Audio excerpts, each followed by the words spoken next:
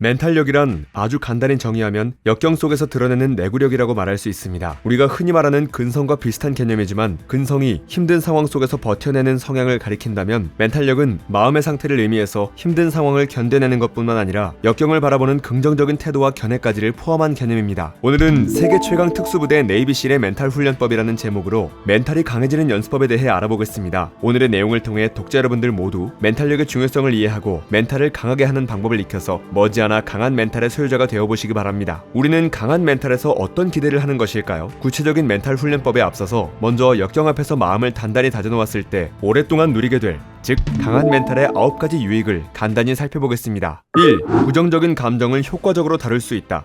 감정은 양날의 검입니다. 감정은 즐거움을 안겨주고 행동에 나서게 하며 다른 사람에게 공감하도록 돕습니다. 하지만 감정은 우리를 파괴할 수도 있습니다. 분노, 수치심, 두려움, 불안과 같은 부정적인 감정은 끔찍한 결정을 내리게 하고 실수를 숨기며 일이 잘못되면 포기하고픈 마음이 들게 합니다. 멘탈력을 기르면 이런 감정을 효과적으로 조절할 수 있게 됩니다. 감정은 충분히 느끼되 부정적인 감정이 자신의 반응과 이어지는 행동에 과도하게 영향을 끼치지 않도록 다스릴 수 있게 됩니다. 2. 자기의심이 줄어든다. 자기의심을 완전히 피해갈 사람은 아무도 없습니다. 거만하다 싶을 정도로 침착해 보이는 사람도 자주 고개를 갸우뚱하며 자신에 관해 의구심을 가질 수가 있습니다. 그 일을 정말 잘 해낼 수 있는지, 경쟁에서 이길 수 있는지, 정말 목표를 성취할 수 있는지 자문하고 최악의 시나리오를 떠올리면서 스스로 자신감을 떨어뜨리기도 합니다. 이때 강한 멘탈력은 도움이 될 수 있습니다. 물론 멘탈력을 기른다고 자기의심이 완전히 사라지진 않습니다. 다만 자기의심 때문에 성과가 떨어지는 일은 막을 수 있습니다. 멘탈력은 얼마든지 실패할 수 있지만 이에 대한 두려움은 확실한 증거가 아닌 불안감에서 온다는 사실을 깨닫게 해줍니다. 3. 일의 목적과 의도가 분명해진다. 지금 하는 일의 목적을 확실히 알지 못하면 부정적인 상황에 대처하기가 힘듭니다. 자신이 노력하는 이유가 분명하지 않으면 의욕적인 상태를 유지하기 어려운 법이죠. 몇 달간 일자리를 찾고 있는 사람의 경우 무수히 많은 이력서를 보내지만 면접을 제의하는 것조차 없고 통장 잔액은 바닥을 향해 가고 있다면 그 사람은 자칫하면 좌절과 절망에 빠지기 쉽습니다. 절망에 빠지면 자신의 원래 목적을 잊어버리고 실패에만 집중하게 됩니다. 이때 멘탈을 강화하고 마음가짐을 단단히 해두면 목적을 이루려고 애쓰는 이유에 초점을 맞추게 됩니다. 그렇게 결심하고 행동한 이유를 알고 있으므로 쉽게 절망하지 않습니다. 더 좋은 직장을 구할 때까지 임시로 아르바이트를 하면서 버틸지 아니면 자격증 공부나 시험을 준비해서 다시 구직에 도전할지 냉정하게 판단하고 다시 목표를 설정할 수 있습니다.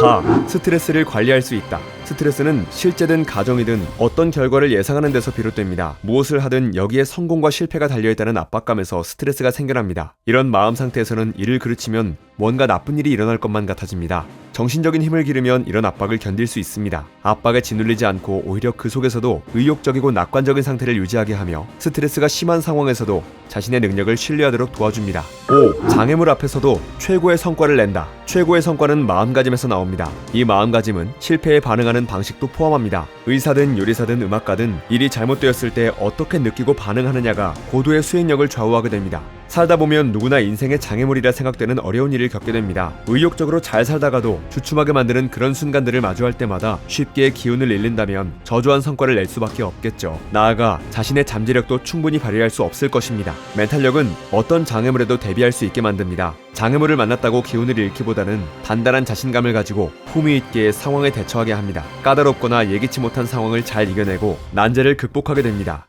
6. 충동에 휘둘리지 않고 목표에 집중할 수 있다. 우리는 선택권이 주어진다면 나중보다 지금 당장 만족을 줄 수 있는 경험을 하려고 합니다. 이것은 인간의 본성입니다. 문제는 때때로 이런 직관적인 성향이 부정적인 결과를 초래한다는 것입니다. 우리가 늘 목표를 포기하는 이유는 그것을 이루는 데 너무 큰 노력이 들기 때문입니다. 노력을 위해서는 자제력이 필요한데 자제력을 불필요한 고통이라고 인식하는 순간 인내심과 충동 조절력이 하나둘 무너집니다. 당장 눈앞에 보이는 유혹 때문에 의욕이 꺾이게 됩니다. 정신적인 힘을 기르면 눈앞의 만족에 흔들리지 않는 능력이 강화됩니다. 더는 자신의 충동에 휘둘리지 않습니다. 자신을 둘러싼 온갖 유혹에 저항하고 장차 더 큰 수확을 약속하는 일에 에너지와 주의력을 온전히 기울이게 됩니다.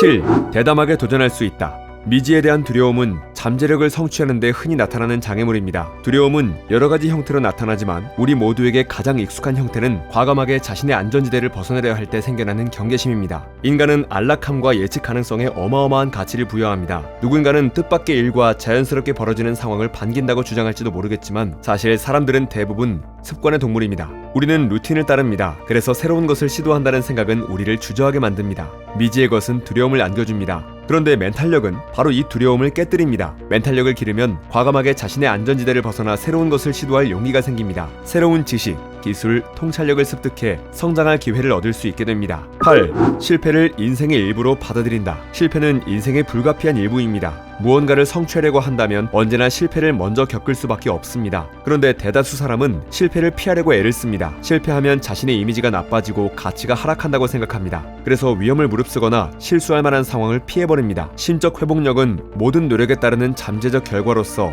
실패를 받아들이게 할 뿐 아니라 실수의 의미를 배우도록 준비시킵니다.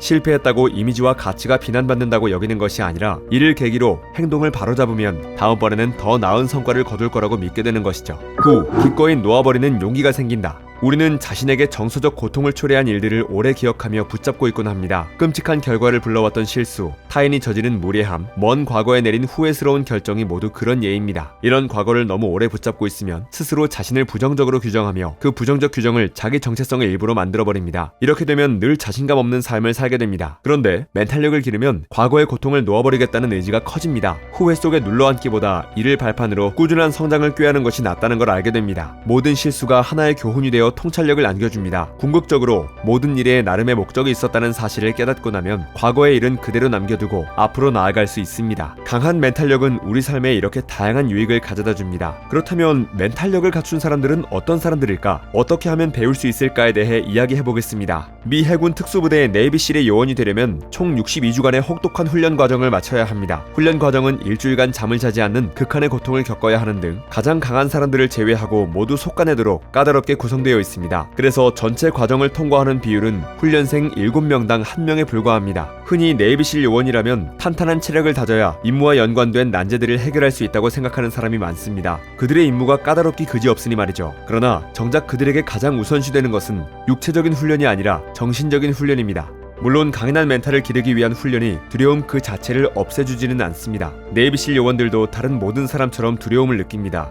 다만 훈련을 통해 이를 능숙하게 다스림으로써 두려움이 자신을 좌지우지하지 않도록 하는 것이죠. 사실 이것이 핵심입니다. 네이비실 요원들처럼 정신력을 강화하고 심리적 대비를 탄탄히 할 수 있도록 훈련한다면 우리 일반인들도 강한 멘탈력을 가질 수 있게 될 것입니다. 그들이 하고 있는 여러 정신적 훈련법 중에서 우리 평범한 일상에서 곧바로 적용할 만한 핵심 기술을 5가지로 압축해 정리해보겠습니다. 세계 최강 특수부대 네이비실의 멘탈 훈련법. 1. 작은 승리에 집중하기. 대다수 사람처럼 네이비실 요원들도 자기만의 목표를 설정합니다. 하지만 목표를 세운다고 임무에 따르는 정신적 괴로움을 쉽게 버텨낼 수는 없습니다.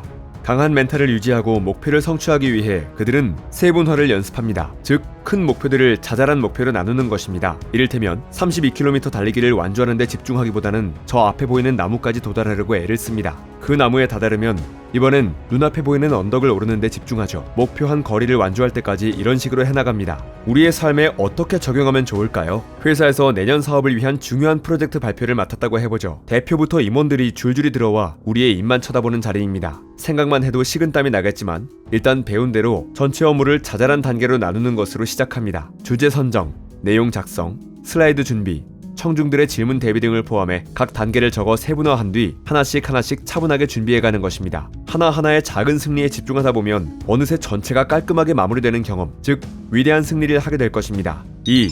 긍정적인 자기 대화 연습하기. 기초 수중 폭파 훈련 중에는 요원의 수중 능력을 최대화하기 위한 풀캄프라는 훈련이 있습니다. 포박 상태에서 입으로 바닥에 가라앉은 마스크 건져오기, 동료 구출하기, 무기 정비하기 등 다양한 기술을 훈련합니다. 그중 가장 어려운 것은 바로 물속에 있는 동안 호흡 장비가 끊어지는 상황에 대처하는 것입니다. 훈련생은 침착하게 호흡 장비를 복구해야 하는데 아무리 수영을 잘하는 사람이라고 해도 순간적으로 크게 당황해서 패닉에 빠지기 쉽습니다. 짧은 시간 안에 다시 호흡 장비를 장착해야 살아남을 수 있다는 생각에 자기도 모르게 허둥대거나 공포심에 사로잡히게 되죠. 이런 상황에서 성공적으로 테스트를 완료하기 위해서는 긍정적인 자기 대화가 필수적입니다. 즉, 부정적인 감정과 자기의심에 대한 목소리를 꺼버리고 목표에 집중할 수 있도록 긍정적인 대화를 시도하는 것입니다. 침착해. 네가 할 수 있는 일에 집중해. 지금 네가 해야 하는 일은 이 매듭을 푸는 것밖에 없어. 등등의 말로 정신이 다른 곳으로 흐트러지지 않게 하는 것입니다. 부담스러운 프로젝트를 두고 심리적으로 걱정이 많을 때마다 자기와의 대화를 통해 목표에만 집중할 수 있습니다. 자신의 지식과 기술, 노하우라면 발표를 잘해낼 수 있을 거라는 생각을 하면서 긍정적인 말을 자신에게 계속 들려주는 것입니다. 3. 원하는 결과를 시각화하기. 시각화는 세계적인 운동선수들도 즐겨 사용하는 전략입니다. 자신이 최고의 퍼포먼스를 수행하는 모습을 머릿속에서 재현하고 성공의 순간을 시각화하는 것입니다. 이 기술은 매우 효과적인데 우리 뇌가 실제로 한 경험과 상상한 경험을 구분하지 못하기 때문입니다. 이 기묘한 인지적 특성 덕분에 시각화를 통해 막연한 두려움을 줄일 수 있습니다. 내일로 다가온 발표 때문에 잠을 못 이룰 정도로 걱정하고 있다면 눈을 감고 자신이 발표하는 모습을 떠올려 봅시다. 각 단계를 밟아가며 발표 내용과 슬라이드를 하나하나 생각해 봅니다. 자신있게 발표하는 이상적인 상태에 있는 자기 모습을 시각화하고 상상하는 것만으로도 막연한 걱정이 사라지고 자신감이 생기게 될 것입니다. 4. 잘못될 만한 모든 것을 예상하기. 네이비실 훈련의 상당 부분은 역경을 마주할 때 느끼는 본능적인 두려움을 조절하는 것입니다. 인간은 본래 힘겨운 상황에서 불쾌감과 좌절감을 느낍니다. 위험한 임무를 맡는 네이비실 요원에게 그런 상황은 치명적일 수 있습니다. 요원들은 이런 두려움에 맞서기 위해 머릿속에서 끊임없이 상황을 그려보면서 임무 수행을 가로막을 수 있는 모든 문제를 예상하려고 애씁니다. 네이비실의 팀6는 2011년 5월 오사마 빈라덴의 은신처를 습격하기 전 그곳과 똑같은 규모의 모형을 만들어서 3주간 강도 높은 훈련을 이어가며 뜻밖의 일어날 수도 있는 까다로운 사태를 전부 생각해보고 실험하면서 각각의 대응법을 연습했다고 합니다. 발표할 때 일어날 만한 어려운 상황을 곰곰이 떠올려 봅시다. 슬라이드를 보여주기 위한 시청각 장비가 오작동할 수도 있습니다. 그럴 땐 어떻게 할 것인지, 발표 내용 일부를 잊어버릴 수도 있는데 그럴 때 어떻게 넘어갈 것인지, 청중이 던진 질문에 제대로 답하지 못할 수도 있는데 그 경우에는 어떻게 할 것인지 등등 벌어질 만한 모든 사태를 예상해보고 대응법을 연습해두는 것입니다. 5. 통달한 뒤에도 꾸준히 훈련하기. 네이비실 요원들은 다양한 기술에 통달해야 합니다. 문제는 그들이 이런 기술을 사용할 현장에서 보내는 시간은 극히 적다는 것입니다. 그들은 수많은 비활동기를 경험합니다. 그렇기에 끊임없이 연습하지 않는다면 쌓아둔 기술이 무뎌지게 됩니다. 장기적인 성공의 필수적인 기술이라면 이미 통달했다고 느껴지더라도 꾸준히 연습하는 수밖에 없습니다. 날마다 사용하려고 노력함으로써 최고의 상태를 유지하는 것입니다. 예를 들면 외국어 같은 것이 있겠죠. 아무리 완벽하게 구사할 수 있었다 하더라도 날마다 사용하지 않으면 최고의 상태를 유지할 수 없는 것이 외국어 능력일 것입니다. 만약 작가라면 글쓰기가 매번 즐겁고 쉬운 것은 아니기에 책을 집필하지 않는 동안에는 최대한 펜을 내려놓고 싶은 유혹이 드는 것이 사실입니다. 그렇지만 많은 작가가 그런 유혹을 이겨내고 최상의 글쓰기 근육을 유지하려고 날마다 글을 쓰고 있습니다. 5가지를 다시 정리해보겠습니다. 첫 번째는 목표를 세분화해서 소소한 성취에 집중하는 것입니다. 두 번째는 긍정적인 자기 대화를 하는 것입니다. 세 번째는 이상적인 상태에 있는 자기 모습을 시각화하여 자신감을 느끼는 것입니다. 네 번째는 벌어질 만한 모든 사태를 예상해보고 대응법을 연습해두는 것입니다. 다섯 번째는 쌓아둔 기술이 무뎌지지 않도록 꾸준히 연습하는 것입니다. 오늘은 네이비실에서 실제로 사용하는 훈련 기술 중에서 평범한 사람들이 멘탈을 강화하기 위해 평범한 일상에서 곧바로 적용할 수 있는 핵심 기술을 정리해보았습니다. 어떤가요? 그대로 실천해보면 멘탈이 강해질 수 있다는 기분 좋은 예감이 드시나요? 우리 독자 여러분들이 오늘의 내용을 통해 멘탈을 길러야겠다는 생각을 하게 되고 구체적인 방법도 생활 속에서 실천해봐야겠다는 결심을 하게 됐다면 좋겠습니다. 그래서 평생 숱하게 마주치게 될 역경과 장애물을 극복하는데 오늘의 내용과 조언이 도움이 되길 간절히 바랍니다. 책갈피였습니다. 당신의 성공과 행복을 응원합니다.